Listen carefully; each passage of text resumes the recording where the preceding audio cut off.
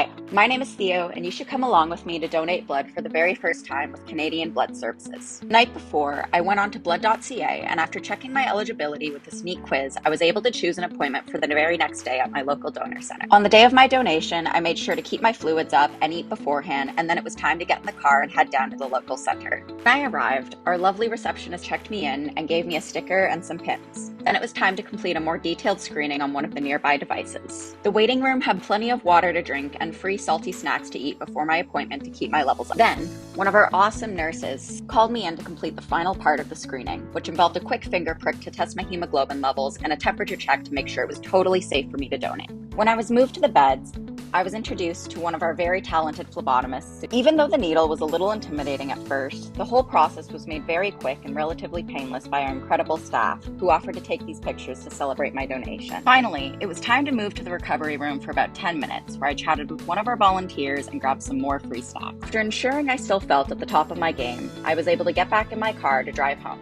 In the end, I was so surprised by how easy it was to help save a life.